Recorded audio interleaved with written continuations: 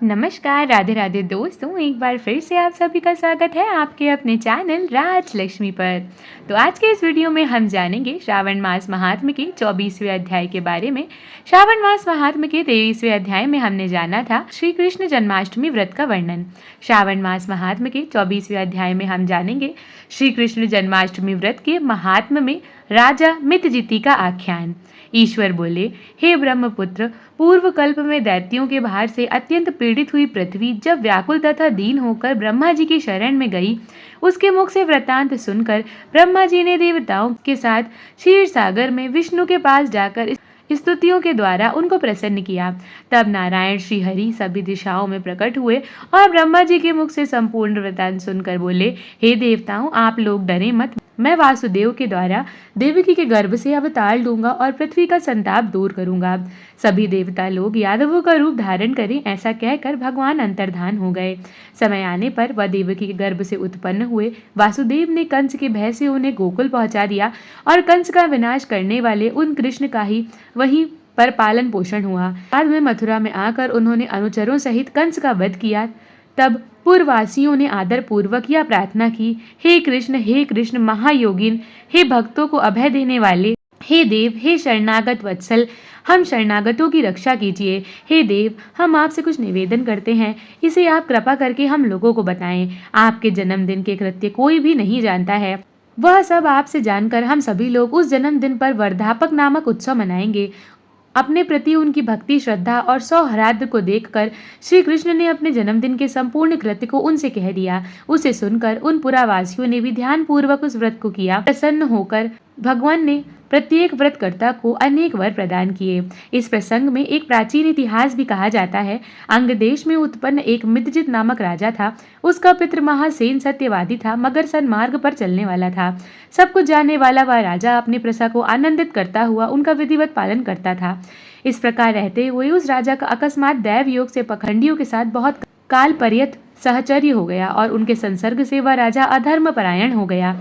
वह राजा वेद शास्त्र तथा पुराणों की बहुत निंदा करने लगा और वर्णाश्रम के धर्म के प्रति अत्यधिक द्वेष भाव से युक्त हो गया। हे मुनि श्रेष्ठ, बहुत दिन व्यतीत होने के पश्चात काल की प्रेरणा से वह राजा मृत्यु को प्राप्त हुआ और यमदूतों के अधीन हो गया। यमदूतों के द्वारा पाश में बांधकर पीटते हुए यमराज के पास ले जाते हुए वह बहुत पीड़ित हुआ। दुष्टों की संगति के कारण उसे नरक में गिरा दिया गया और वहां बहुत समय तक उसने बहुत यातनाएं प्राप्त की। यातनाओं को भोग कर अपने पाप के शेष भाग से वह पिशाच योनि को प्राप्त हुआ। भूख व प्यास से व्याकुल वह भ्रमण करता हुआ मारवाड़ देश में आकर किसी वैश्य के शरीर में प्रवेश करके रहने लगा। वह उसी दिन से पुण्यदायिनी मथुरापुरी चला गया। वहां पास के ही रक्षकों ने उस पिशाच को उसके गृह से निकाल दिया। तब वह पिशाच वन में तथा ऋषियों के आश्रम में भ्रमण करने लगा। किसी समय देव योग से श्री कृष्ण जन्माष्टमी के दिन व्रत करने वाले मुनियों तथा द्विजों के द्वारा महापूजा तथा नाम संकीर्तन आदि के साथ रात्रि जागरण किया जा रहा था। वहां पहुंचकर उसने विधिवत सब कुछ देखा और श्री हरि की कथा का श्रावण किया। इससे वह उसी क्षण पाप रहित, पवित्र तथा निर्मल मन वाला हो गया। वह यमदूतों से मुक्त हो गया और प्रेत योनि छोड़कर विमान में बैठ दिव्य भोगों से युक्त हो विष्णु लोक पहुंच गया। इस प्रकार इस व्रत के प्रभाव से पिशाच योनि के प्राप्त उस राजा को विष्णु का सानिध्य प्राप्त हुआ। तत्वदर्शी मुनियों ने पुराण के इस शाश्वत तथा सर्वलौकिक व्रत को पूर्ण रूप से वर्णन किया है। सभी मनोकामनाओं को पूर्ण करने वाले इस व्रत को करके मनुष्य सभी वांछित फल प्राप्त कर सकता है। इस प्रकार जो कृष्ण जन्माष्टमी के दिन इस शुभ व्रत को करता है, वह इस लोक में अनेक प्रकार के सुखों को भोग कर शुभ कामनाओं को प्राप्त करता है। हे ब्रह्मापुत्र, वहां वैकुंठ में 1,00,000 वर्ष तक देव विमान के आसीन होकर नानाविध सुखों का उपभोग करके आविष्ट पुण्य के कारण इस लोक में आकर सभी ऐश्वर्यों से समृद्ध तथा सभी अशुभों से रहित होकर महाराजाओं के कुल में उत्पन्न होता है। यह कामदेव के समान स्वरूप वाला होता है। जिस स्थान पर कृष्ण जन्मोत्सव की उत्सव विधि लिखी हो अथवा सभी सौंदर्य से युक्त श्री कृष्ण जन्म सामग्री किसी दूसरे को अर्पित की गई हो अथवा उत्सव पूर्व अनुष्ठित व्रतों से विश्व स्रष्टा श्री कृष्ण की पूजा की जाती हो, वहां शत्रुओं का भय कभी नहीं होता है।